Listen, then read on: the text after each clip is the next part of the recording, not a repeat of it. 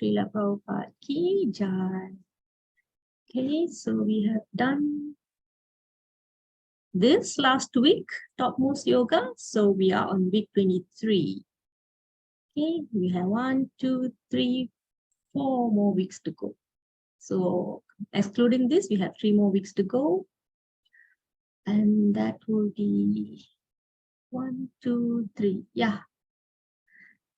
We will be able to finish in July. Okay. Insha Krishna. Okay, so as usual, let's recap week 22. What's the topic of week 22, everyone?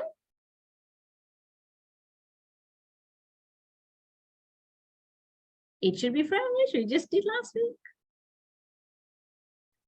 Mari. Topmost yoga, Mataji. Yeah, the picture is the clue. Somebody is doing what yoga? What is this yoga yogi doing? What is he doing? Ashtanga yoga. Ashtanga yoga is a big scope. In the Ashtanga yoga, what yoga he's practicing right now? You can see the picture of Vishnu here, inside here. In Dhyana. Dhyana yoga. Okay. All right. So the topic last week was topmost yoga. Okay. So there was an important word, bhajate. Bhajate means bhakti. Okay. What does bhajate mean? Bhajate means bhakti. So if there is bhakti, how you express the bhakti? You cannot run away from doing serving. Okay, worship is different, serving is different. Okay, worship means to adore, to show respect, to honor. Okay, this is worship. Bhakti is expressed through serving, right? Okay, next. What's the difference? Okay, this is the difference between worship and bhajate. All right, and finally, what Krishna says, who is the topmost yoga to him? According to Krishna, who is the topmost yogi? There is Karma Yogi, Dhyana Yogi, Jnana Yogi, Hatha Yogi, Ashtanga Yogi, all these yogi, right? So among all of them, who is the topmost? Bhakti yogi. Bhakti Yogi. Thank you, Mataji. Okay, later we'll see the verse where Krishna declares that, okay? How does one who has attained the highest perfection of yoga perceive the Lord? Okay, so this one we will recap in the next couple of verses. So this is the topmost yogi. Shall we have somebody to recap this translation?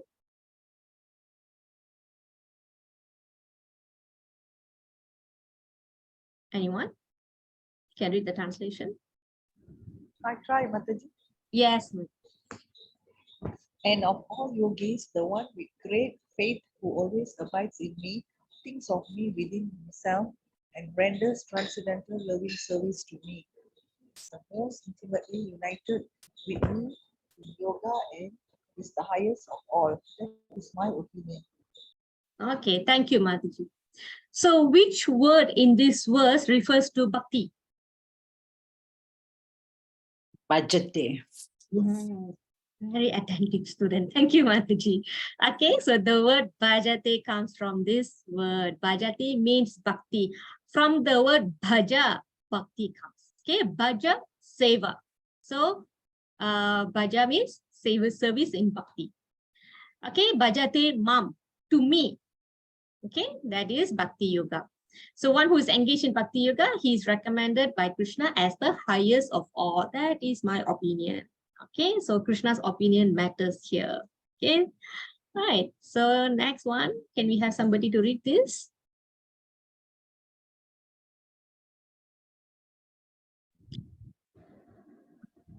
Saras, Yamuna Mat. Therefore, to become Krishna conscious is the highest stage of yoga. Just as when we speak of Himalayan, we refer to the highest mountains, of which the highest peak, Mount Everest, is considered to be the culmination. Okay, thank you, Mataji. If one is fortunate enough to come to the point of Bhakti Yoga, it is to be understood that he has surpassed all other yogas. take the escalator, okay, not that steps, okay, escalator or elevator. Okay, instead of taking escalator, we can take elevator. So this is the process to Bhakti Yoga. That's the difference. The entire Ashtanga Yoga, the top is Bhakti Yoga. So if you take devotional service, you can straight go to that topmost destination. Okay, so here it is, the example is given among the Himalayan mountains. The Mount Everest is that the peak, right? So that similarly, Bhakti Yoga is the peak of any yoga, any Ashtanga Yoga. So our energizer question is this now. When you are in distress, what do you do? Keyword is distress. What do you do? Okay, siapa belum bercakap lagi? Kala Mataji. Have you been in distress, Mataji? I cannot remember much, Mataji. Wow, you're so blessed. You know, I sincerely pray that you don't know what is distress. Yeah. All want to be happy. We all wanna be- Yes. Yeah. Okay, maybe you can share if somebody is in distress, what naturally they will do. Maybe you can do chanting, Mataji. Yes. Okay. If the person who has no access to this kind of spiritual knowledge, you know, or chanting, they will do naturally, automatically or naturally. Yeah. And or else they can just do reading. Reading. Yeah. Okay. Okay. Next, Saraswati Karpia Mataji. What is your opinion? I normally will pray. Pray. Before even coming to Krishna consciousness, I used to pray. Right. So Wonderful. You are pious. So let's hear for one more. Kaya Lal Mataji. What's your To way be of- honest, Hare Yes. Krishna Mataji. To be honest, I don't know how to control my anxiety. So Okay. normally I will not get easily distressed with no logic or no reason. But once I will start questioning. And then many things we cannot say it out to other people. So since I'm the only child, I don't have siblings. So I only will show it to my mother. This is what happening. Sometimes when I explain it, it will be a bit harsh. It nothing to do with her. It's an outside story. When I come back and I share with her, it's sometimes she get hurt the way I speak. So I'm still managing on the anxiety part. Okay. So basically your way is sharing it out with your mom, but the emotion comes in when you express it, right? Yes. And then they take it personally. Okay, yeah, I totally understand. I have seen people like doing like that. So I was like, are you like angry with me now? No, it's not you. It's just that I'm being very expressive. Yeah. Okay, just at this point, I just want to share something. Recently, I was going through something, so my mom was there listening to me. Usually, I never bring my issues to my mom, or I never knew that my mom is a good listener and she's a good consultant until very recently. So I was talking to Guru Maharaj recently, Radha Yatra. I was telling him that my mom is me, she's listening to me, and I'm surprised that she can actually understand me without even I have to complete my sentences like that. Then he said, yeah, you should speak your heart to your mom, but speak calmly. Okay, that's the second part that I have never thought about. Like, I think I'm also like Mataji, because that's mom, right? So we are just being truly ourselves, right? So Guru Maharaj said, for your benefit, you speak calmly. Okay, so this, I told my mom also, am I like so dramatic when I come tell you story? So like this Mataji, so maybe you can also put it like that, try to speak calmly and see. So maybe the anxiety will be like subside a bit. But it comes with the emotion, when explaining, Exactly, right? I totally understand. Yeah, so that means we are still far away from healing, right? So that's why the emotion comes in. But try to speak calmly, so at least half of it you actually dealt with it already. Because the more you're gonna bring back the emotions, so your healing is a bit further, like that. Yeah. Thanks, Mataji. Thanks for sharing. Mataji, Okay. Yes, Mataji, dear Mataji. from a mother's point of view, Mm.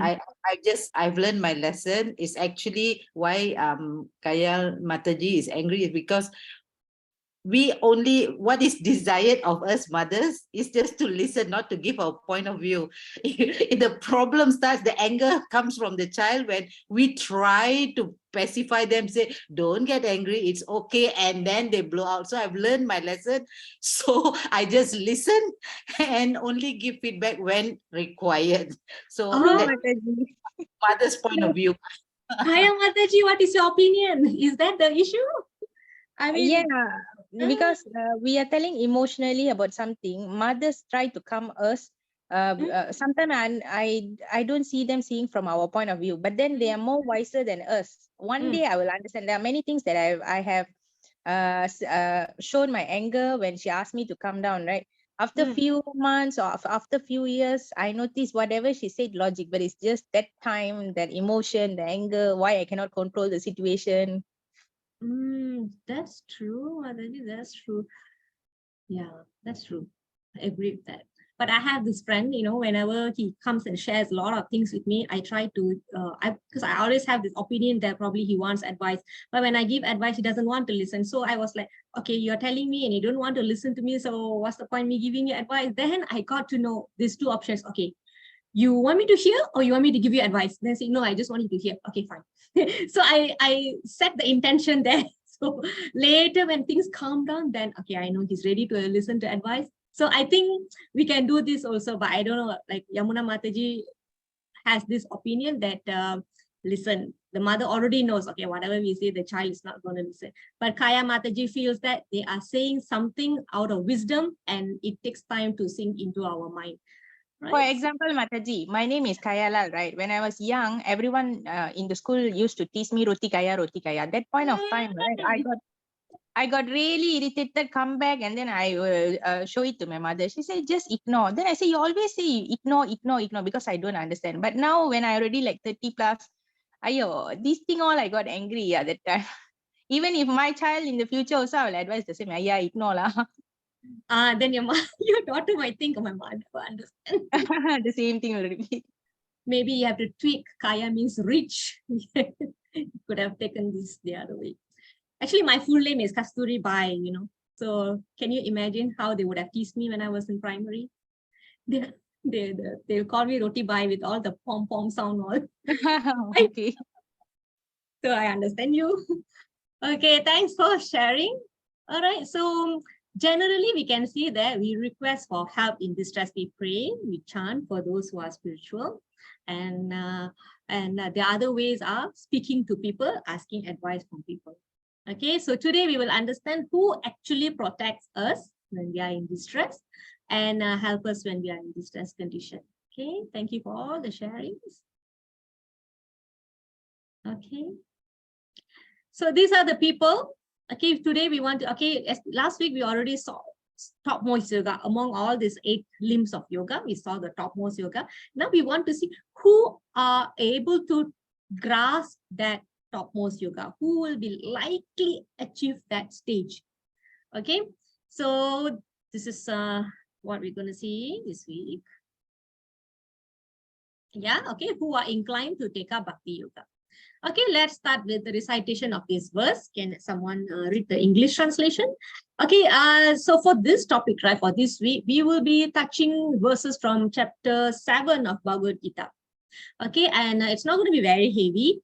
We have done these verses before with very detailed example and explanation. So it will be a recap for you, but at the same time, we're going to touch how and why these people will achieve the topmost Bhakti Yoga. Topmost yoga, which is the Bhakti Yoga. Okay, Kaya Mataji, would you like to read? Oh, best among the Bharatas, 4 kind of pious men begin to render devotional service unto me: the distressed, the desire of wealth, the inquisitive, and he who is searching for knowledge of the absolute. Okay, thank you, Mataji. So the key word here is Sukrutino. Sukrutino means pious. So there are 4 kinds of pious people, or 4 kinds of people who approach God, and these are the pious people. Okay, if you want to know how a pious people is identified, for these 4 reasons. Generally, if you categorize the entire world, approaching God for something, it boils down to these 4 things. Okay. Number one, person who is distressed. Okay. We tend to think more, or we tend to think about God when we are in trouble. Okay. That's where we think. Okay. Only a few will think of God both in distress and joy. Okay. Naturally, oh God, when that happens, when we are in trouble, right? Okay. The desire of wealth. We want money, we want fortune, we want wealth.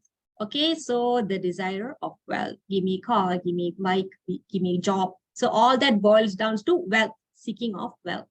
The inquisitive. Inquisitive means how this world functions, who is behind this world, who is the creator. This is all inquisitiveness. So this kind of people will come seeking God. Who is searching for knowledge of the absolute. So this person, this 4th category person, he knows that God is the creator. He's the intelligent being behind all this. Now, the next step that this category of people do is, what's his name? What's his address? What's his phone number? How does he look like? What his qualities like? How he reciprocates? What's his relationship? How do I see him? What do I do? This is searching for knowledge of the absolute. Okay, so there's a thin line between inquisitiveness and searching for knowledge of the absolute. Okay, later on, Krishna will say, out of these 4, who is the best person? So before we go on, we dissect a bit more on Sukrtino. Okay, what is the meaning of Sukrtino?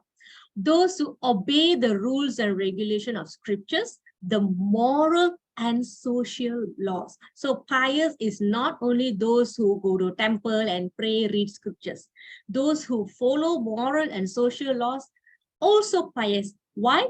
Because they know how to discriminate between good and bad, criminal and acceptable activities. So they naturally do good things. So therefore they are pious. So that's one. Number 2, they are devoted to Supreme Lord. So these 2 people, those who fall under these 2 criteria, they are pious people. Okay, so people like this, they pray, they read scriptural books, they read the Vedas. So these are all pious people. Okay, so clear, Sukrtino. What are the 4 types of people? So this Sukrtino got 4 types: distress, seeker of wealth, inquisitive, those search of the absolute. So these examples, right, we actually covered in detail in level 1, level 2. So probably you can go back and open the PDF. I can just run through with you. Anybody familiar with the story of Gajendra the elephant? Who do we have here? Roja Mataji, have you heard of Gajendra's story? I forgot actually. I heard before. Okay. Yeah. What do you remember a little bit? Okay, let me ask this question. What attacked Gajendra the elephant? Alligator. Yes, crocodile or alligator. Okay, then what did the elephant do? Finally, what did it take up with the trunk, with its trunk? It took up a flower from that lake it was in. Anybody knows?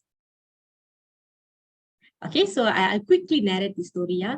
So Gajendra, the elephant, previously was King Indrayumna.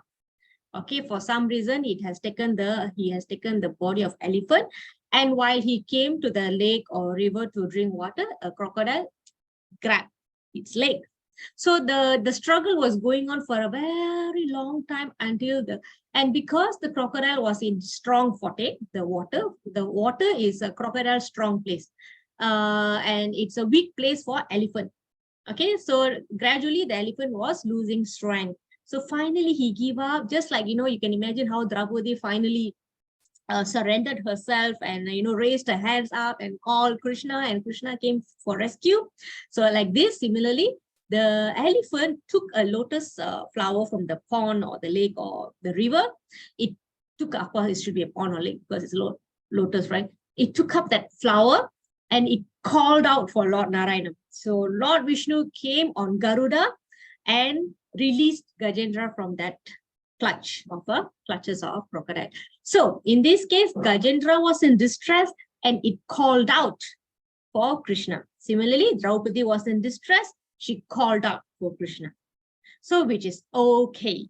Okay, which is okay to call out to God when we are in trouble, when we are distressed. Dhruva. Dhruva's story is he's a young boy, young prince.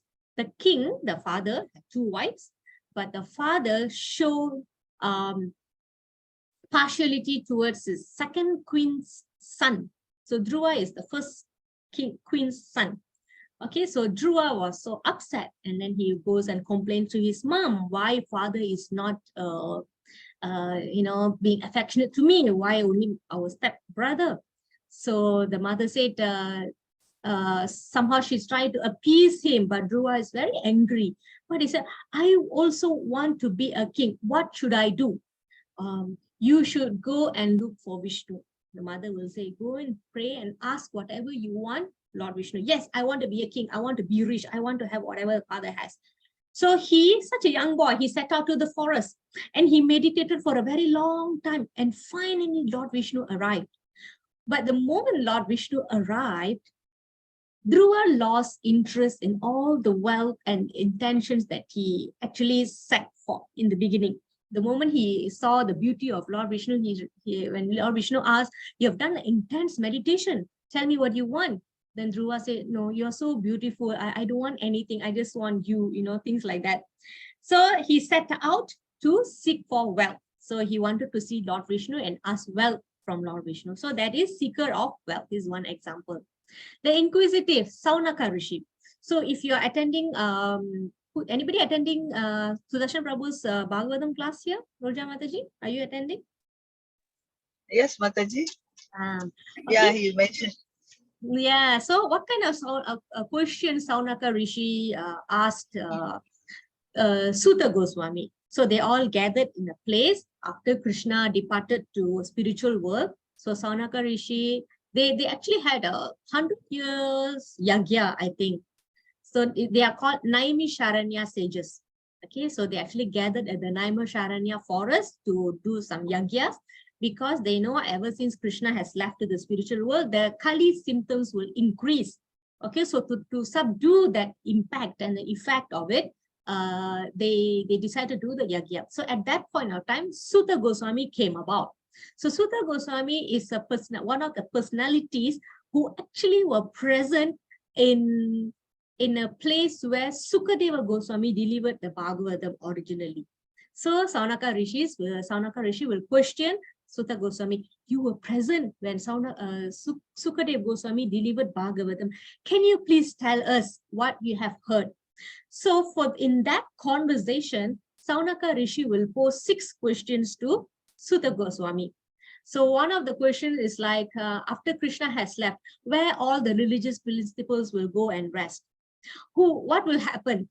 Tell me some things about what's going to happen to all these religious and virtuous cultures, and where these polities all will be. What should we do? So they were asking these kind of questions. So that's how the Bhagavatam starts. Okay, so the canto 1 will address all these 6 questions. So they are basically asking what's going to happen to us, things like that only. Now, the 4th one, those in search of the absolute truth. So the example given here is 4 Kumaras. So these 4 Kumaras, they already know that Vishnu is supreme, okay? But they set forth to know more about Lord Vishnu. So this is the difference between inquisitive and search of absolute truth. So we could be also here, we already know who is God and everything, but we want to know more about him. That's why you went to level 1, you went to level 2, and you are in level 3. Okay, so maybe you like to attend more classes in the future because you want to know more and more and more. Okay, all right.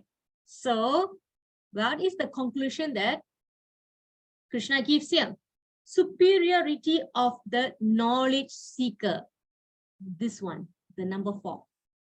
Okay, knowledge seeker.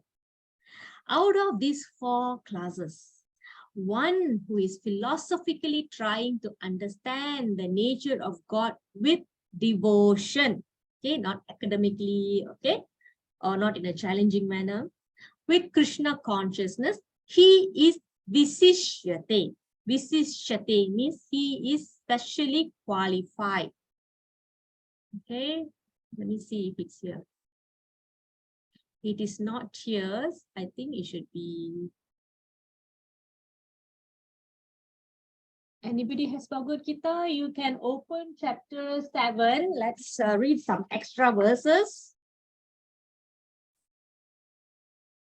7. Can anybody find the verse where Krishna says, who's the topmost? Text 17. Who has Bhagavad Gita? Yamuna Mataji, do you have? Roja Mataji? Yes, I have, but I haven't come to the page yet. Okay, text 17. Chapter 7, text 17.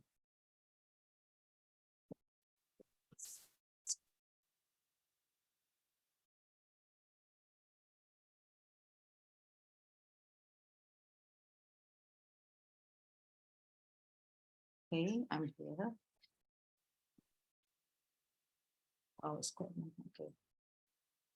Yes, Mataji. Hmm. 17. Text 17. Yeah. Am I? Okay. You want me to read Yes, the English. the translation? Of these, the one who is in full knowledge and who is always engaged in pure devotional service is the best. For I am very dear to him and he is very dear to me. Okay, thank you, Mataji. So the word here, it is used visishyate. Eka bhaktir visishyate means Special. only in devotional service is special. I'm translating from the synonyms here. Okay, out of them, one in full knowledge, always engaged, is only in devotional service is special. Okay, and then Prabhupada wrote, free from all contamination of material desires. So if you look at distress, material desires, wealth, material desires, inquisitiveness also will have material desires.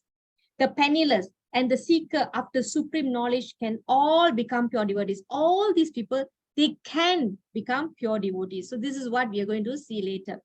But out of them, he who is in knowledge of the absolute truth and free from all material desires becomes a really pure devotee of the Lord. Okay, and of the 4 orders, the devotee who is in full knowledge and is at the same time engaged in devotional service is, the Lord says, the best. Okay, so this is from the purport, and this word vishishyate is coming from text 17. Vishishyate means is special. Okay, he's specially qualified. Okay, continues, yeah.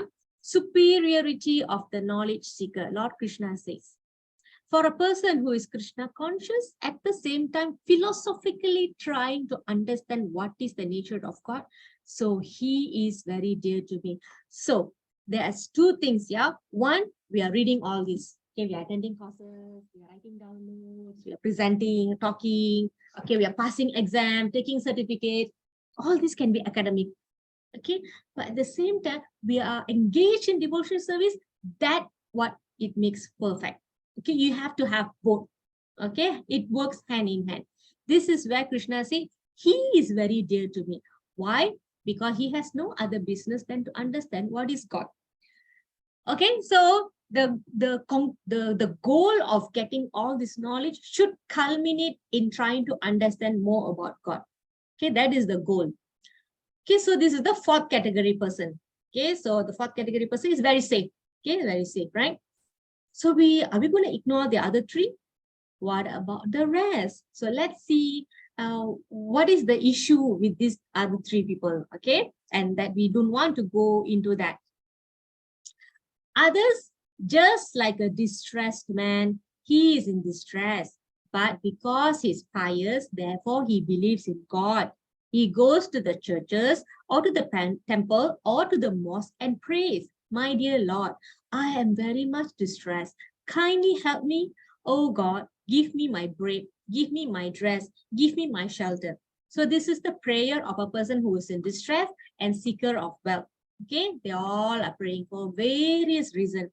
World peace, love for all this distress. Okay, why we are praying for all this? Because we are distressed. We are looking at the world. The world is so distressed. Mother Nature is distressed. Mother Earth is distressed. So this is why we are praying. So God gives us a nice place to live in. So, and then those who have no money or no shelter, no food, also we ask Krishna, give me food. God, give me food. Okay, so it is not bad. It is good. Okay, it is good because after all, we are asking our Father, right? But at the same time, he is less intelligent. Okay, he is less intelligent because he does not know that God is with me. Why I have to ask separately? God will know what I want, and he knows everything about me. So there's two things. He doesn't realize that God is within him. So he's asking. Asking is not wrong. Okay, at the same time, it's called less intelligent. Okay, actually the word used was foolish, because don't you know God is within you? Wouldn't he know what you want, what you not want? Okay, Lord Krishna, the super soul, knows everything in everyone's heart. He knows everyone's determination, everyone's want. So this is not the best practice to ask Krishna to solve our distress. But it is not bad. It's just not bad. Okay, who else we're going to ask, right? Okay. All right, so the difficulty is this, yeah, the God does not require to be prayed for. Okay, asking anything. So this person, he's pious. At the same time, he's distressed. Okay, and he's also foolish. Okay, he does not know that God is with me. All right, so the soul and the super soul, this is where the knowledge comes, yeah. The soul and the super soul both are sitting together. God knows everything about me. So I do not actually require to pray from God to get me out of this distress. He knows everything. Why shall I pray? So a surrendered soul, he leaves everything to God. He does not pray. He prays to just to glorify the God. Okay, his prayers is actually to thank God, to glorify God, or to say how fallen I am, but you still give me so much of mercy. Okay, instead of asking, give me rest, give me shelter. Okay, he is still better than the 4 impious people. So therefore, this category of people is still better. Okay, they are better than the atheists, the better than people who knowledge stolen by illusion. This is another 4 category of people, but they are impious people. Okay, this person here, distressed person seeking God, they are far better. Okay, even better is not to pray for these material things. Okay, just pray to glorify God and show your gratitude. That is okay. So these 4 persons come to the Supreme Lord for devotional service under different conditions. Okay, distress, wealth, inquisitive, seeker of knowledge. They are not pure devotees. When they start out, they are not pure devotees, but they have some aspiration to fulfill in exchange for devotional service. Okay, the exchange is money, materialism, knowledge. Okay, but when the 4th person advances, he has higher chance, whereby pure devotional service is without aspiration and without desire for material profit. He's purely seeking knowledge. So when he starts, then he can attain this because he does not have material profit. Okay. It is explained that the distress always have the impression that they are always going to be misery. So I'm going to keep praying. The person who's seeking wealth, he's going to think that that's not going to be happiness without any wealth or money. So he's going to keep praying for that. Okay. And the inquisitive ones, right? The issue is with him is that the moment he knows Krishna is the God, his search ends there. That's about it. And the 4th category, he wants to know what is Brahman, what is Paramatma, what is Bhagavan. So his search will go on, okay, until he actually finds Krishna. Okay, can somebody read this? I read, Mataji. Okay. Therefore, one who is a pure devotee, he does not pray to God for any personal interest. Even if he is distressed, he says, "Oh Lord, it is your kindness. You have put me in distress just to rectify me. I would have been put into more and more 1,000 times in distress, but you are giving me little, that's all. That is your great mercy. A person who is in Krishna consciousness, he doesn't care for all this material distress or insult or honor because he is aloof from this. He knows very well that this designation, this honor or this insult, they are pertaining to my body, but I am not this body. Yes, thank you, Mataji. Okay, why do we get distressed? Why we have troubles and problems? There's only one word to it. Is it somebody else's fault? Why? Why are we under distress? Why do we get distress or troubles? Ni sudah advanced students ni should know already. Why are we having distress? Just one, 5 letters. KARMA. Yes, karma. Whose karma? Parents' karma? Friends' karma? Those who are Oh. dealing with us? Our own karma. Our own karma. So when we have this knowledge, we will not be quick to jump in the conclusion to blame it on others. You know, it's very common for us to observe where people quickly will pass the blame to others. Oh, because of this person, I have to do this. Because of that person triggering me, I have reacted this way. No, it's all our own karma. We could have done something to them in the past, or maybe this life or previous lives. So the reaction that we are getting it now. But what we do not stop the cycle.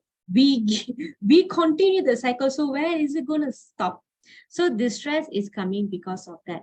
So a surrendered devotee or a knowledgeable devotee, what he will say is, I deserve all this, but because I'm doing service for you, you are showing me great mercy by only giving the minimal suffering. This is how we should see things. Okay, you have put me in distress just to rectify me. If he removes everything, right, we will never learn any lesson. So some difficulties are given by Krishna to us, probably because we have lesson to learn. And until and unless we learn that lesson, that trouble is going to come back to us again and again and again. That is why we think, why the same trouble coming to me again and again and again? It's not because, why Krishna, you are testing me? Why Krishna, you are putting me in troubles? Rather, we should ask, instead of also asking Krishna, please give me strength to go through this. Okay, I would opine that that is not even the best prayer. I would think that we should ask like this: please give me intelligence to understand what you're trying to teach me. Please make me understand what I should gain from this. If you do that way, it will give a positive vibe to it. Okay, so the result is you're going to learn something out of that trouble. Okay, because if you're going to keep asking for strength, then you're going to go through a lot more things to make you stronger. Okay, this is like a prayer of Queen Kunti. What Queen Kunti prayed? She prayed this: let calamity come again and again. She prayed for this. Okay, she is a very elevated soul. She is Lord Krishna's auntie. She prayed for that because when they were in deep trouble, right? She and her sons, Pandava, they were in exile. Every step they had problem. People wanted to burn down their house. They were banished to the forest. They were denied their rightful portion of the property, the kingdom. So a lot of problem. And through entire Draupadi was attacked. So in the entire problem, Krishna was with them at every step. Whenever there is a trouble, Krishna comes and shows himself. So Mother Kunti concluded that the more and more trouble that we have, the more we get darshan of Krishna. So Krishna, the more and more I see you, I'm getting closer to escape from this cycle of birth and death. Therefore, give me more calamities so you will come and save us. And the more we see you, then the better it is for us. But we can't pray like that. She is so elevated, right? So what happens if we think like that? Okay, she's getting her strength is, she's a superwoman person, okay, super personality. So we can't pray like that. So what we can pray is, when we are in distress, in trouble, Krishna, please show me what am I supposed to learn from here. Give me the intelligence to understand what are you trying to teach me, so we can do this way. Okay, so that way we say, Krishna, I know I've done so many bad things in the past, and all these reactions are due to my actions in the past. And because of your mercy, you are minimizing it for me. Okay, still, it is unbearable for me. So please give me intelligence to understand what am I supposed to learn from this. So we can, our consciousness has to be this way, molded this way.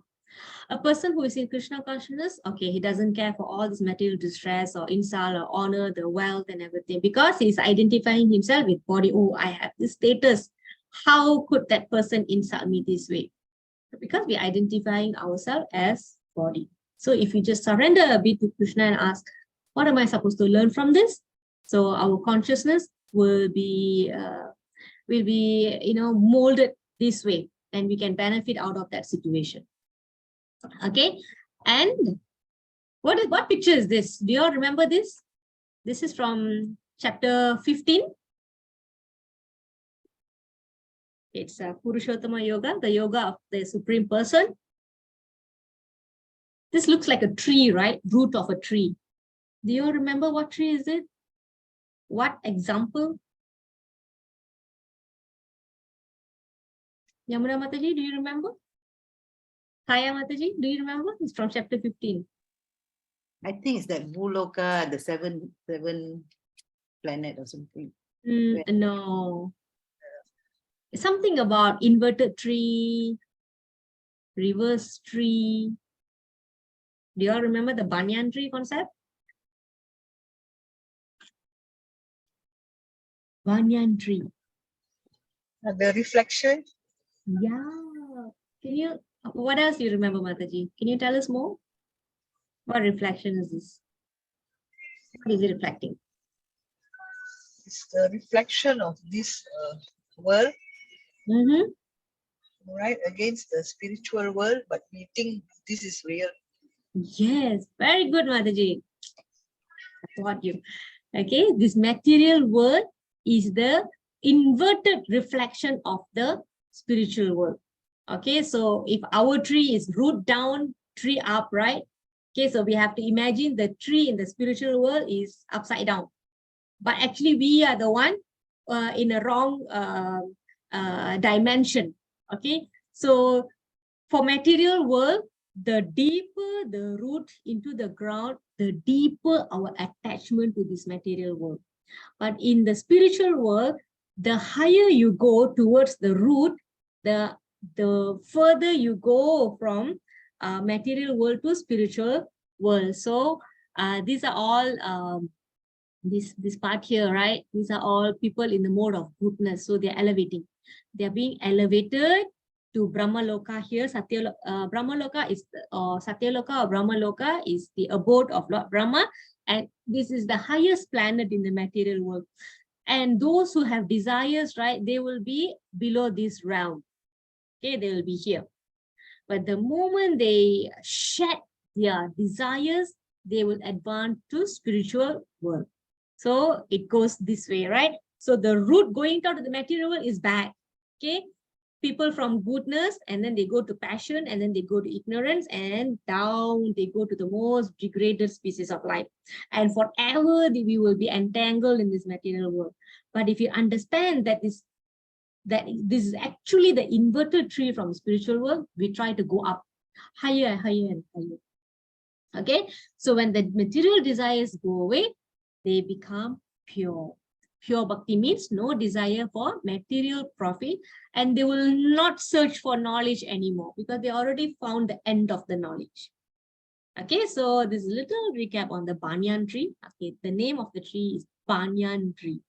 Okay, all right. In conclusion, when all these four types of people fully understand that material remuneration has nothing to do with spiritual improvement, they become pure devotees. So they are all pious. Among the four pious people, the fourth one is the best. Okay. And all these, regardless, okay, regardless that if they reduce or, give up their material motivations, right? They become pure devotees. All of them have chances to become pure devotees. It's just a matter of time and their effort. Okay, they have to understand these material desires, right? If it is fulfilled, it's going to create more bondage to the material world. So the life will go on and on. So Krishna said in chapter 2, text 14, distress and happiness comes and goes like seasons, summer and winter season. Just like summer will last for a couple of months, and then winter comes, and then summer comes again, and then winter comes again. Just because the summer comes, you do not stop cooking. It's too hot, I don't want to cook. You can't do that. And when the winter comes, you can't say, I don't want to shower, it's so cold. No, you have to go on, right? You have to go on, because it's all temporary. As happiness is temporary, distress is also temporary. Okay, so this one is about 4 kinds of people who do not surrender. Who are they? They are grossly foolish, lowest among mankind, knowledge stolen by illusion, and partake of the atheistic nature. Okay, these are 4 kinds of people. For them, taking up spiritual service or devotional service, spiritual path will be very difficult. Why? Because their life is filled with selfish motives. They are very irregular in their activities. Okay, and they do not have spiritual goals. Okay, whereas for us, we are more regulated. We wake up in the morning, we have to open the altar, we have to, of course, we have to shower, clean up our body, and we have to open the altar, we have to chant, offer flowers, do deity puja, okay, and then go to work, come back, and then continue your puja, whatsoever, and then you attend the class every week. So our life is regulated in this way. Whenever there's a Sunday, those who can go for Sunday feast, they are going, listen to 1 hour, 1.5 hour katha of Krishna, and then take prasadam and come back. So we are regulated. So the miscreants, they are not regulated. Sekejap tidur 12 hours, or sometimes they don't sleep, they party all day long, they gamble all day long. So they are not regulated. Okay. So this kind of people, it's very difficult for them to take up devotional service. Okay, can we have somebody to read? Saraswati Mataji.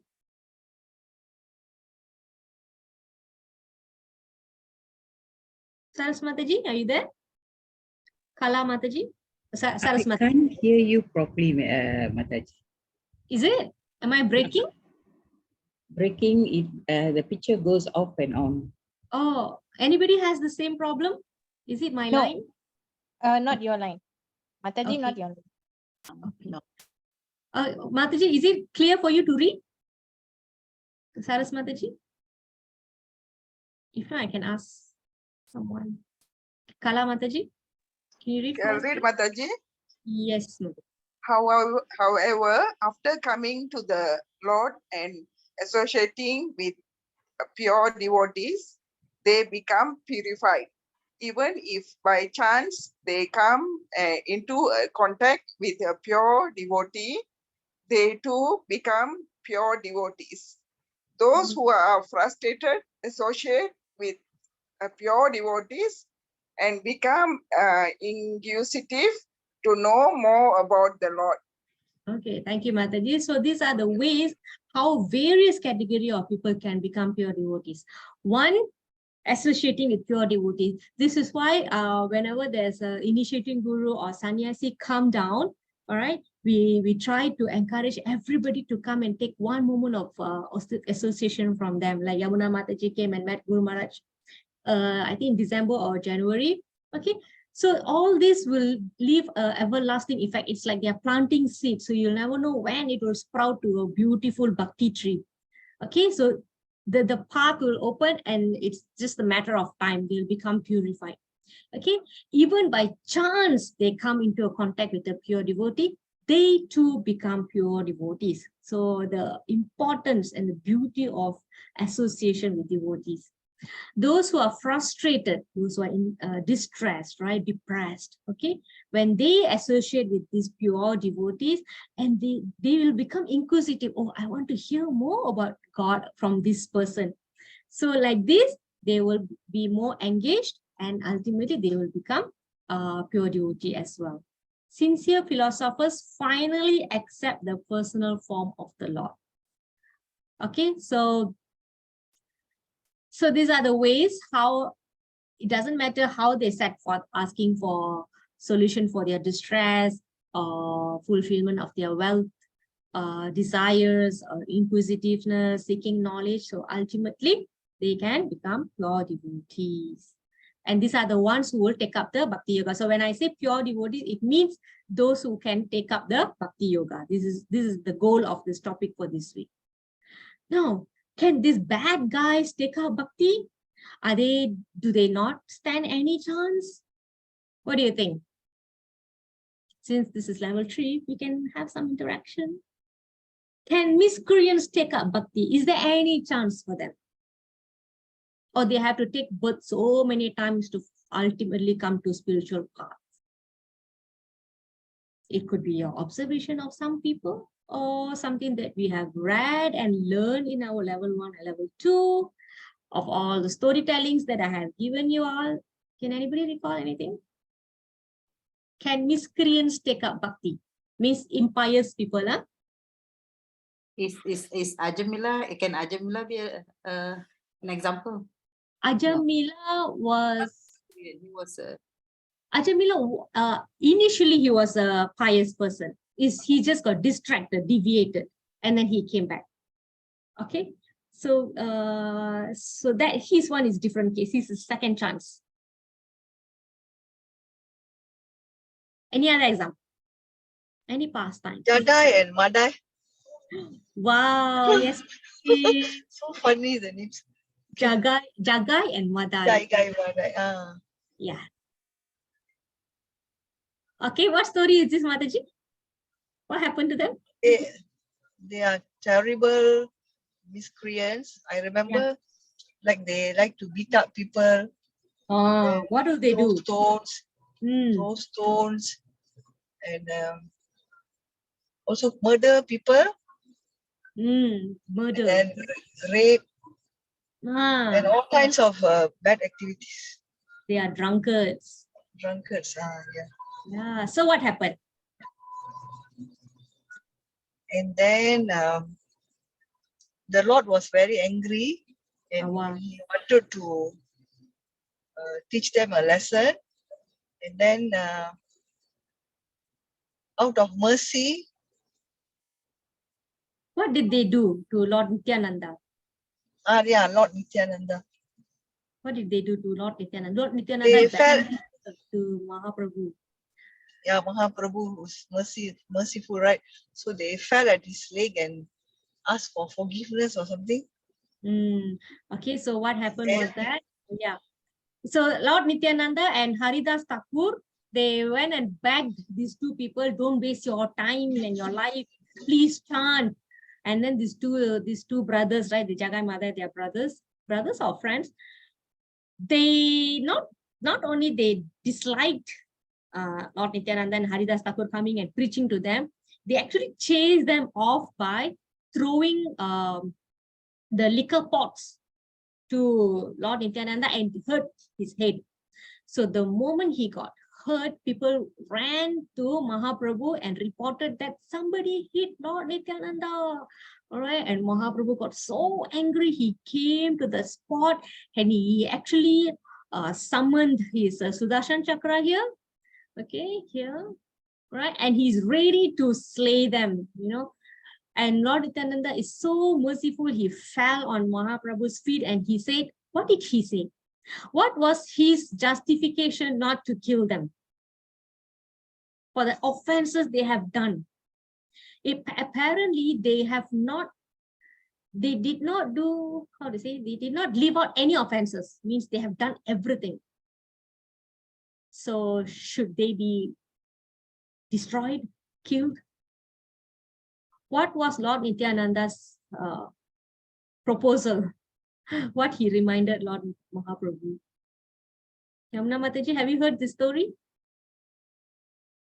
I have, but was it something like give them a second chance or give them repent or something to that effect? Okay. Why cannot kill them? They were so bad. Do we need this kind of people in the world? They're just troublemakers. Kaya Mataji?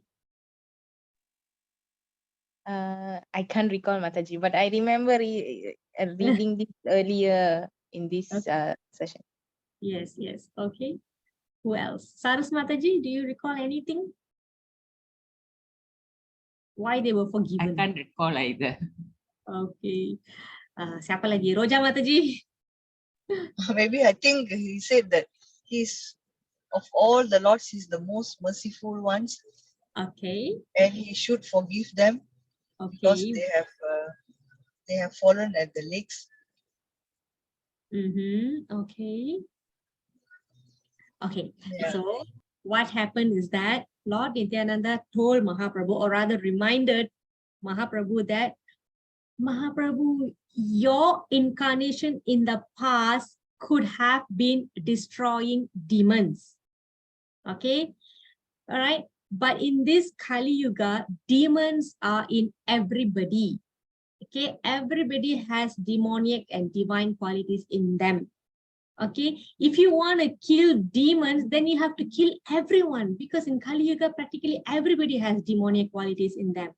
So your mission this time, Krishna, because Mahaprabhu is Krishna, he appeared 500 plus years ago.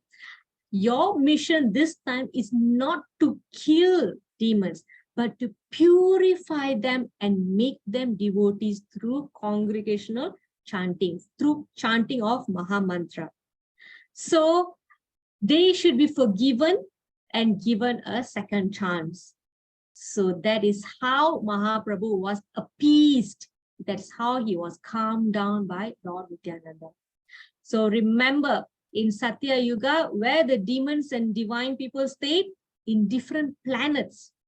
One person could be in earth planet or heavenly planets, another person could be in demon planet, okay, and then they fight. In Treta Yuga, they stayed in different. What is the famous pastime happened in Treta Yuga? It's a great battle. There were a couple of great battles in our ancient history.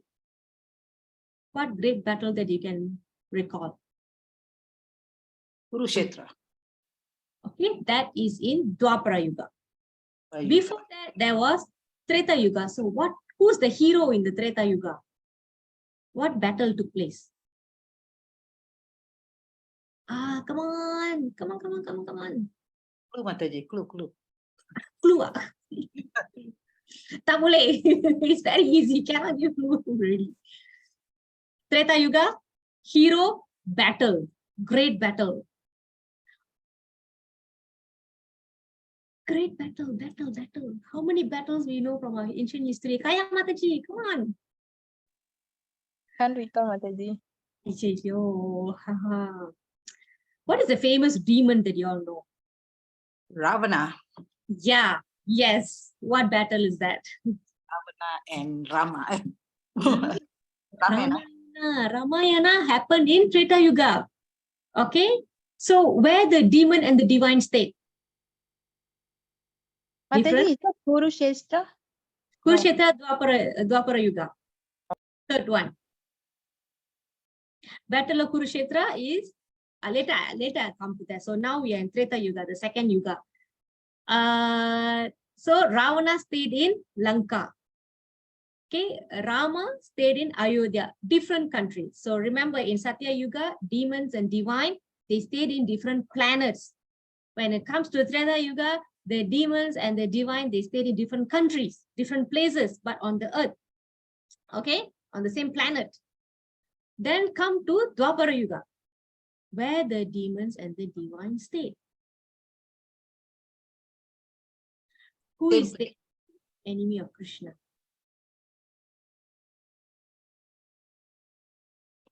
Who is the enemy of Krishna in Dwapara Yuga?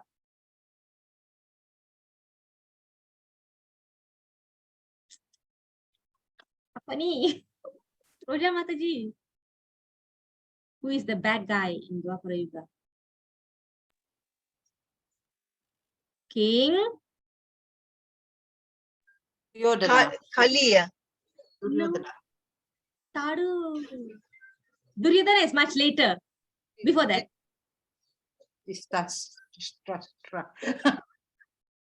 no. This is after Krishna grown up, right? When Krishna was smaller, who was the demon? The bad guy. King. Okay, recall all the stories where Krishna had to kill so many demons when he was small. Who sent all the demons?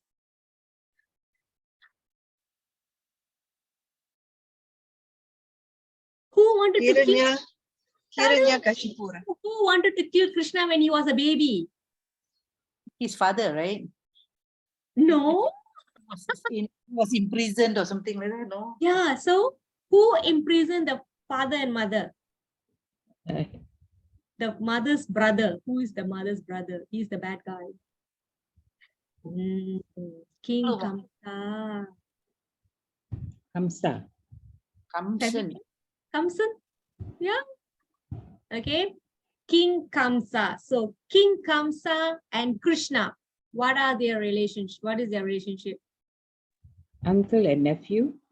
So they are in the same family. Can you see the demon and the divine stay in the same family? Previously different planets. And second yuga, different, same planet, different countries. Third yuga, same family, relatives and friends are demons to each other. Okay. Kali yuga, demon and divine in the same body. Everybody has good wolf and bad wolf. Which wolf will win is the wolf that you feed. You feed bad wolf, the bad wolf will win. So it is not possible to kill everybody just because everybody has demonic qualities in it. But what you do is you purify the demonic qualities. Okay, so since we are in this demon story, right? I want to share one more thing, yeah. Okay, what is the connection between all the demons that appear in different yugas to fight with Krishna? Who are they originally? Anybody knows? I like to ask first, right? If you don't know, then I can tell. Okay, originally this partners, okay, this duo orang ni, they are called Jaya and Vijaya. Jaya and Vijaya are gatekeepers of Lord Vishnu at Vaikuntha. Okay, due to an argument with the Sanat Kumaras, they have inadvertently offended the Sanat Kumaras. So Sanat Kumaras gave a curse. Okay, you will be born in material world.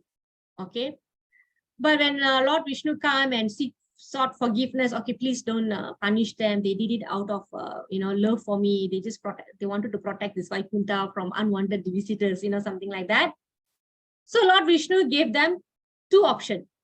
You want to be born as devotees in the material on earth for 7 times. You take 7 births of devotee and then eventually come back to Vaikuntha. Or you take 3 births as demons and then you come back to me. You born as 3 demons, I will come, I will kill you, and then you come back to Vaikuntha. So this Jaya and Vijaya said, oh Lord, we cannot be away from you that long for 7 births. We are going to take birth as demons so we can come back to you quickly. This is how Jaya and Vijaya in Satya Yuga appeared as Hiranyaksha and Hiranyakashipu. Okay, as Hiranyaksha, Krishna came and killed Hiranyaksha in the Varaha form. And then Krishna came and killed Hiranyakashipu in Narsingha's form. Okay, settled. That is Satya Yuga demon story, finished. Then they have to take next birth as demons, right? So that was in Treta Yuga. So in Treta Yuga, these 2 brothers appeared as Ravana and Kumbhakarna. So again, Lord Rama killed both of them, and second birth also done. Third one is Dwapara Yuga. The 2 brothers, the 2 gatekeepers, they took birth as King Kamsa and Sisupala. King Kamsa, Krishna will kill when in Mathura, in the wrestling fight, right? He will kill King Kamsa in that pastime. And when he's much older, became king later, he will kill Sisupala. Sisupala is like a distant cousin. Sisupala was a very envious person, right? He always likes to get in nerves of Krishna. And the Sisupala's mother knows that Krishna is really annoyed with Sisupala. So he will say, oh, please, just for my face, please spare him. No, he's being overboard, Krishna will say. And then the mother will say, no, no, you tolerate him for his 100 offenses. After that, then you can kill him. I mean, you bear with him for 10 offenses. Just give him 100 chances. So in one Rajasuya event, Sisupala he's very jealous of Krishna, because Krishna is being, everybody is so fond of Krishna. And he will think, I'm also born in this kingdom, in this lineage. Why nobody treats me like that? You know, so he'll get very jealous. So this kind of things, he annoys Krishna. So Krishna was counting.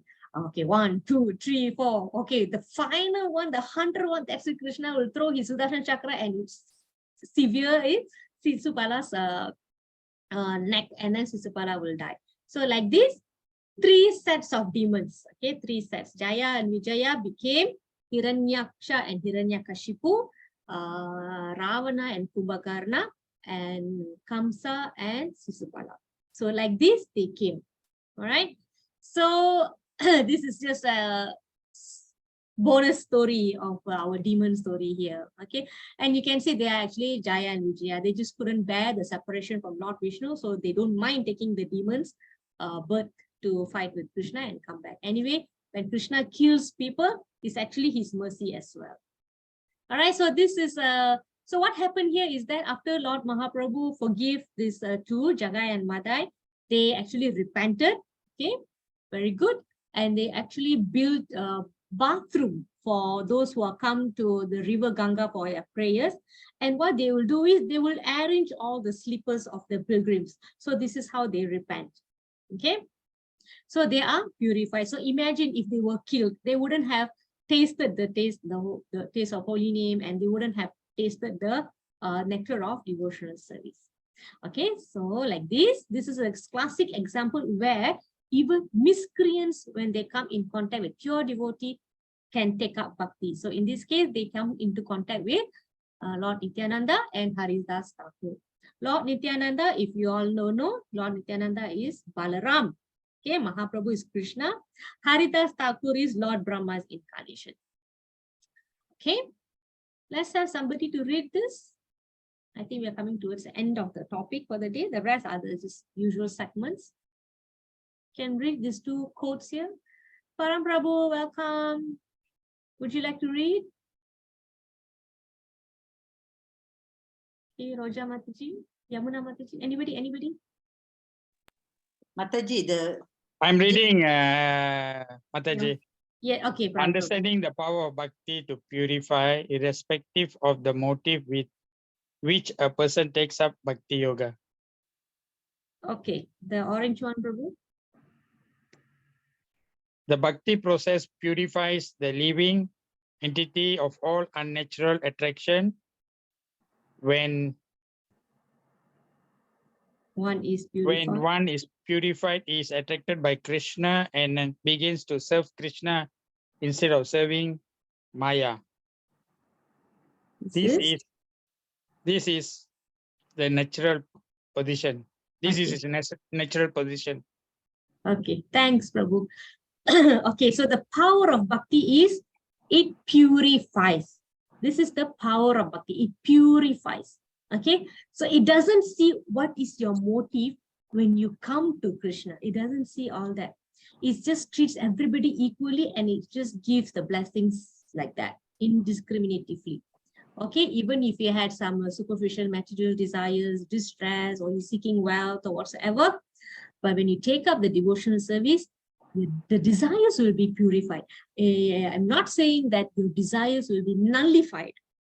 Okay, because we are human beings, we are embodied beings, we have our commitments, we work, we have family and everything, we have so many things to do, therefore we have desires, but this bhakti will purify the desires. So whatever that you're doing, you are continuously going to do it, but your consciousness will be different. You probably be detached from the results. You probably give some results in Krishna consciousness or engage in devotional services as an offering to Krishna or the devotees. This is called purification. Okay, so we do not recommend Krishna also never said that you have to take up renunciation. So ultimately, the Bhagavad Gita set out in that manner, because Arjuna wants to leave everything and he just wants to flee the battlefield. I don't want to kill anyone, just let me go. It's like that. But Krishna said that will be immature renunciation. And that is not what Krishna wants. You are Kshatriya, you have duty and you have to do it. And when you do it in the consciousness of surrendering the results to me, then you are performing devotional service. So that is Bhakti Yoga. So it doesn't matter how we start up our path, okay, the devotional service will purify us. And eventually the material desires will go away. Okay, you see here. It purifies the living entity of all unnatural attractions. Unnatural attractions is what? Coming to Krishna for money, right? I give you this, you give me this. So these are all unnatural attraction.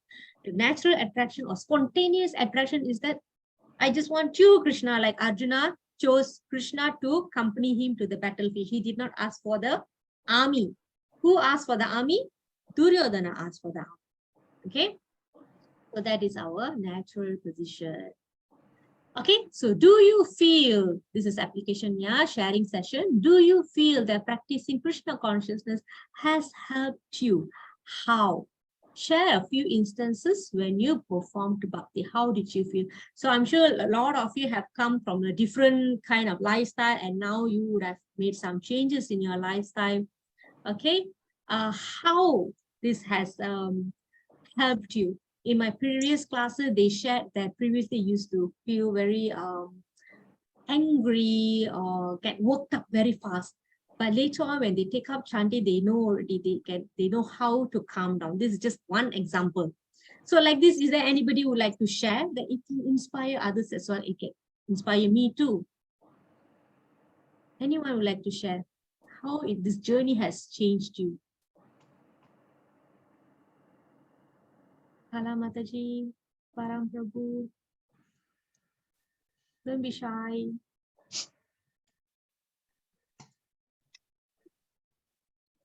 Roja Mataji, Param Prabhu. Anyone? I can see the mics are on, but nobody's speaking. I think I'm now more forgiving. Oh. When people don't come on time, I reason out maybe their life is different from mine, so they couldn't make it on time. Okay, why do you feel that way now, Mataji? Each of us is a different. Our background is different. Our values are different. Maybe circumstances make them come late or whatever. Yes, it's basically fall back to their nature, right? Remember the three modes of nature. Sometimes I also get to think like this. Previously, you used to be so judgmental, right? Then after we learn all this knowledge, right?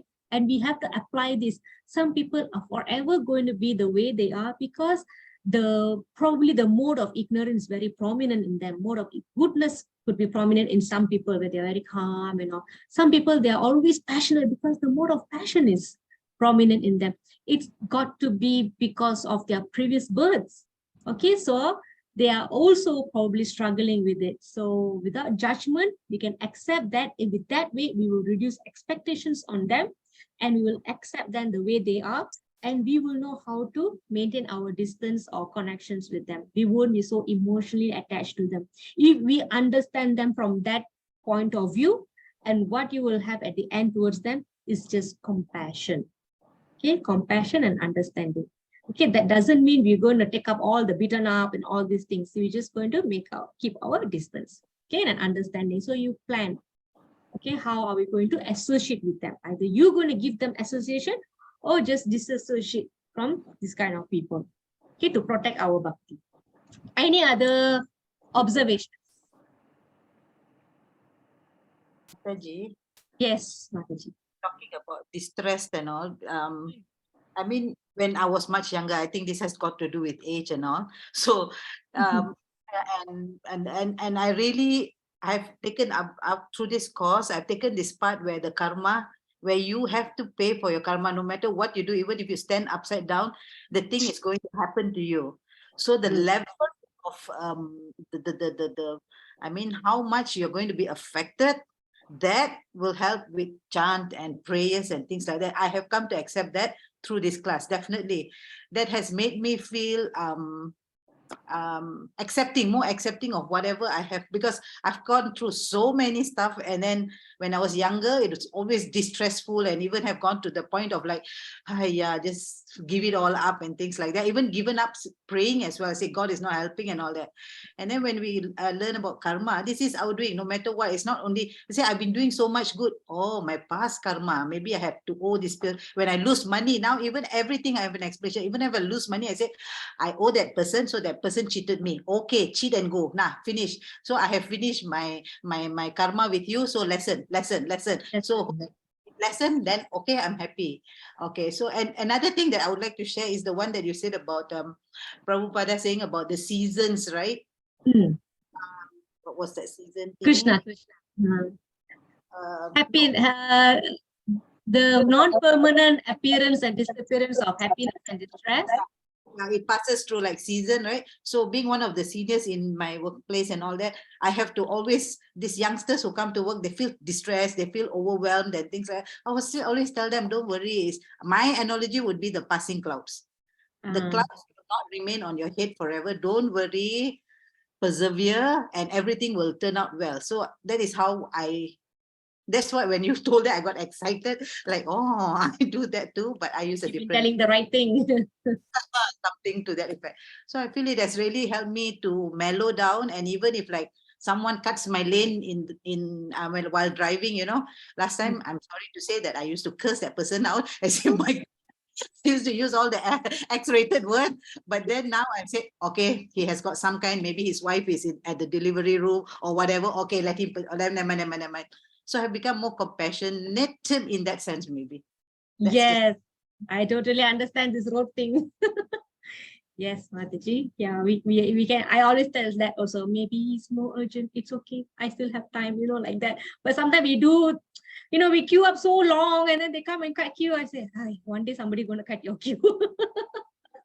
Like that. So it's okay. If I'm not rushing, there's no problem. Okay, yeah. So that's great. You have shared few points. Yes, Mataji. Distress, non-distress. I wanted to add something when you said something that slipped off my mind already. Okay, thanks, Mataji. One more person would like to share? Mataji, I need to add. Mataji. Oh, sorry.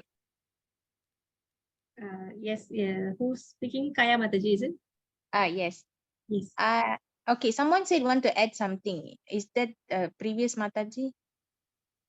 Yamuna Yeah. Mataji. Thank you. Sorry, Kaya Mataji. Yeah, I just want to say thank you for that part where you say the Treta Yoga and all, where different planet, different country. I don't know, maybe the first round, I missed that part, I think. But it's so true, Mataji. If we can have a whole day discussion on that.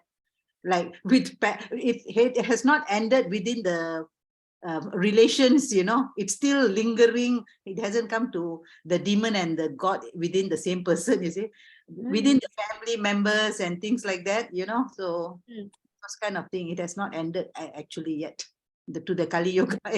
Yes, that's Kali Yuga. Yes. That's why we have to purify ourselves. We cannot kill ourselves. Thank you, Kaiman. Yeah, Mataji, just now I wanted to add something to you. You said whatever that happens, you stand upside down also, you're not going to solve, because the karma, you have to solve it, right? So this is where we can bring in the point where people wants to commit suicide, right? They want to end the pain, right? But what happens is that they didn't realize that whatever they're going through is the process that they have to cleanse this karmic reaction, so that the path moving forward will be clearer for them. But what they are doing is they're cutting short their process, and it's going to come back to them in next life. Okay, I've dealt with somebody who wants to end their life. And when I say you're going to still come back and, endure the remaining karmic reaction, it's okay. That is a different story. How people can be so ignorant, right? They just don't have compassion towards the soul, that they, the soul has been going through so many transmigrations. And with this knowledge, you still want to do this to your soul? Why not just get done and dusted and move forward, because the more and more you do devotional service, it is going to burn your karmic reaction. It will. This is guaranteed. It may not happen immediately because the karmic reactions can be present in 4 ways. One is seed, one is fructify, one is not fructify, things like that. So when people say that I'm already in spiritual life, why I'm still in distress? Okay, it's just like how you switch off the fan that is spinning. It doesn't stop immediately, isn't it? It will take some time to stop. So that is because there are certain karmic reaction is still in seed form. It is not fructified. But when the pure devotion is very, very pure, then even the seed will be burned. All right. So we have no choice that this is the only way we can burn our karmic reactions. It's not by doing good things that we're going to overcome the bad thing. It's not. All right. So you're right that you stand upside down also, you're not going to solve anything. You just have to endure it. Yeah, and Mataji, the Garuda Purana says that if you take your life, it's not your time to die yet. Your soul will be lingering. It will be suffering. That's what I went through the class yesterday. So yeah, Prabhu was talking about that. So so I was like, why don't I go and tell to everyone who has suicidal don't do that. Your soul will be suffering, waiting for its time to depart. You know, so if it's like you're supposed to die at 60, you'll be lingering. Your soul will be lingering till 60. Your next body is not ready. And correct. That's right, Mataji. Thank you so much, Mataji. Kaya Mataji, sorry we interrupted you. Mataji, 2 things that this learning have helped me. One is at workplace and one is personal thing. One is when you say duty, we have to discharge to get fruitful thing at work. Responsibilities still have to be discharged. So my surrounding, my working place is very competitive. So whatever happens in my surrounding also, I delegate my duty accordingly to get the fruitfulness that I wanted in my career. That is one thing. And then that was a depth understanding in me why this is going through. Sometimes people work hard, they don't know what's happening at the end of the month salary, and then it's pay bills and everything. But there was a deeper understanding on that part that it mitigates all the mental stress. I'm doing something. This is what was taught in Bhagavad Gita as well. That is one thing. Secondly, about detachment, it's helpful in daily life. Because we meet so many people, some when they throw the negativity towards me, how I turn it is because I'm living for God. I have duty towards God. Whatever you are doing, that is yours. So I just leave it and take the positive thing and turn back to God. So something what I came in and I learned from Bhagavad Gita, these 2 things. Thanks. That's great, Mataji. So I can just add some things with regards to work, right? So we literally sometimes we drag ourselves to work. But if you look at it that we are doing it as a sacrifice to Krishna, then there is a bliss to it because you're just discharging your duty and the result we leave it to Krishna. Okay, so that is conscious wise, mentally. And materially, what tangible thing that we can do is that we donate something or do something for Krishna, like daily, you can make it a practice buying flowers or fruits for Krishna in your house. So we can do that. And the next thing that you're saying about detachment and all, right? Yeah, that is good also, Mataji. So we can detach ourselves from people, we disassociate. And yeah, that's great. Thanks a lot, Mataji. Anybody else? Param Prabhu, would you like to share before we move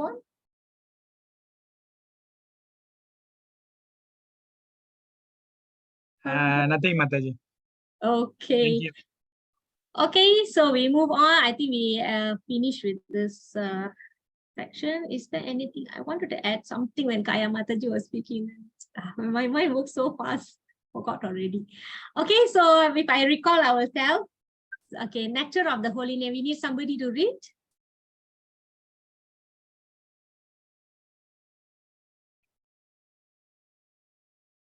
Kaya Mataji.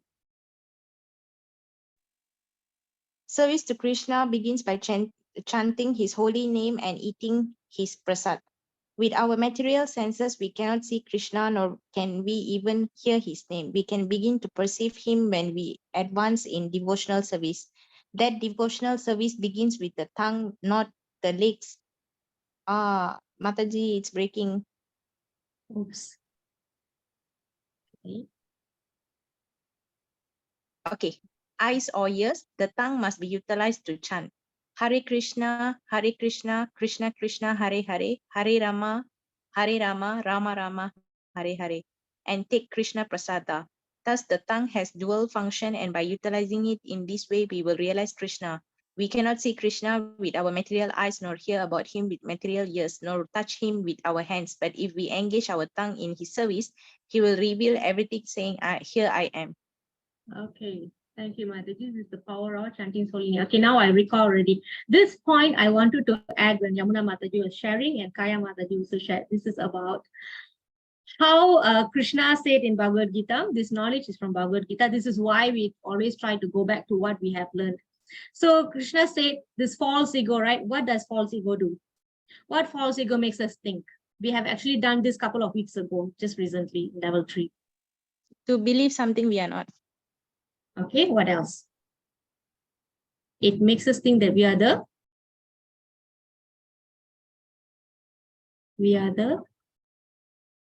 doer, right? Did I tell this class about a movie I recently watched? Was it this class, right? Last week, right? We spoke about the movie where there's the person who said, without me, this will not happen. Without me, this will not happen. I have to be here to get these things done. This class, right? Last week, remember? He's thinking that he is the doer. So when Kaya Mataji, Yamuna Mataji is talking about, being detached on the detachment topic. So I would say that the term is try to control things. Okay. What we can learn from Bhagavad Gita is that we need to stop being the controller. Okay. We just have to safeguard ourselves rather than controlling others. So this is about disassociating or selecting the right association. Detachment, things that is not favorable to you.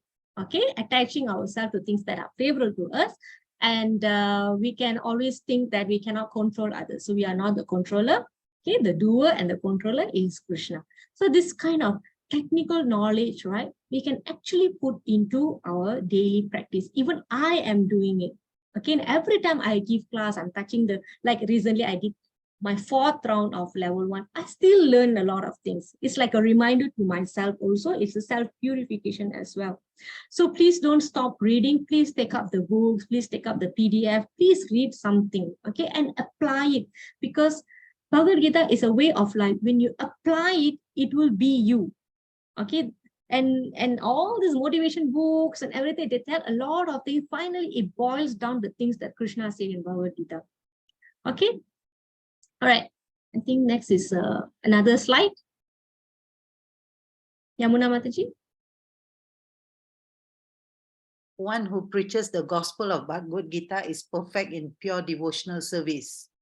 Krishna wants everyone to surrender unto him, and devotional service means preaching this gospel all over the world. The Lord says openly in the Bhagavad Gita 18.69, Nana tasman manusya kashchin mi priya pratama. One who preaches the gospel of the Bhagavad Gita for the benefit of all is most dear to Krishna. The Bhagavad Gita is spoken by the Lord so that human society can be perfectly organized from all angles of vision, politically, socially, economically, philosophically, and religiously. From any point of view, human society can be reformed by the Krishna consciousness movement. Therefore, one who spreads this philosophy of Krishna consciousness for the benefit of all conditioned soul in this universe is perfect in pure devotional service. Okay, thank you, Mataji. So this is what I said. You can actually apply this knowledge everywhere. Politically, very simple example. You can take the verse where Krishna said, set a good example, because whatever example a great man sets, common man will follow. This is leading through leadership, not through being bossy. Okay, bossy means do what I say, not do as I do. You know, you can actually put that verse on your wall. I used to tell my previous classes or somewhere. You can actually print this verse and put on the wall in your office. Okay, this is leadership. Okay, leadership is different than being a boss. Okay, that's why Krishna said, be a leader. When you be a good leader, everybody's going to follow you. Okay, even though it may seem like you don't have a duty to do, your boss does not have a duty to do, but he will also go to the field and do some work because he's leading through example. And then socially, economically, philosophically, religiously, these are all are covered. Okay, we just have to have the presence of mind to apply this knowledge. Okay, trust me, you can do this. All right. As for me, the 3 modes of material nature really helps me to understand people. Really help me to understand people, because everybody has their limit. Okay, they can grow only to a certain extent. So we know how much energy we have to put on people. Okay. Okay, one video here.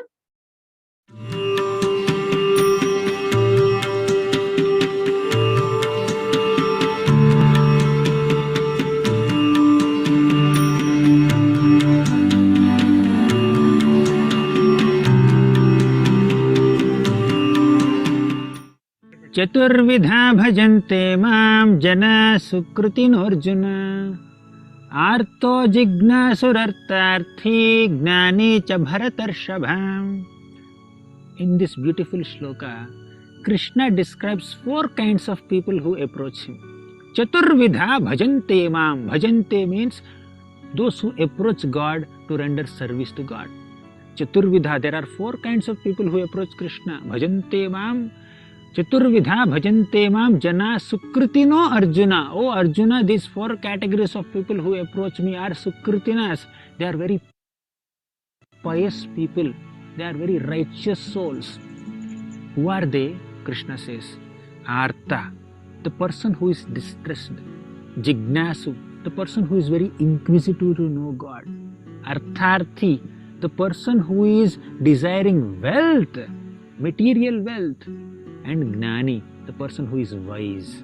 So these are the 4 categories of people who approach Krishna. Artho, Jignasur, Artharthi, Gnani cha Bharatarshava. Oh Bharatarshava, oh best of all people in the Bharata dynasty. These are the 4 categories of people who approach me. However, these 4 categories of people are not very pure devotees.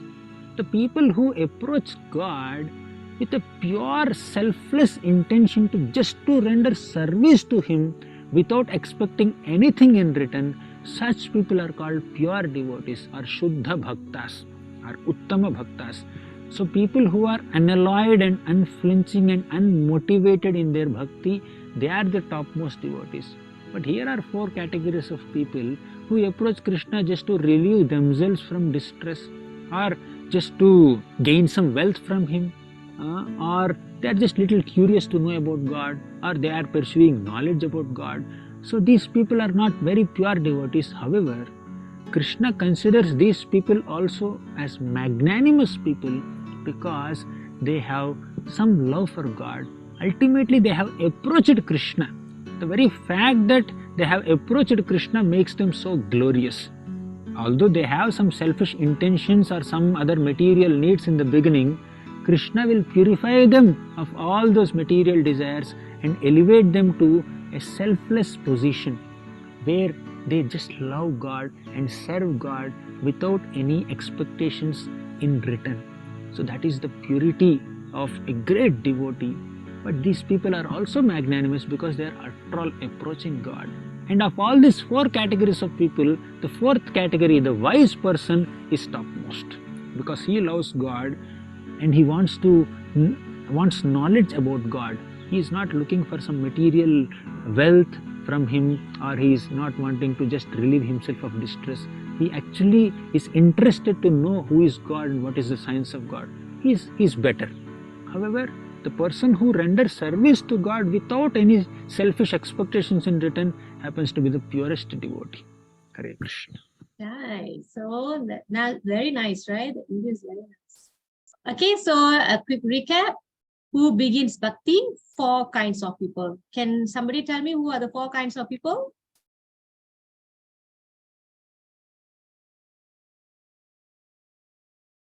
Four kinds of people who approach Krishna or God. One is Jnani. Jnani, yes. Seeker of knowledge. The 4th one.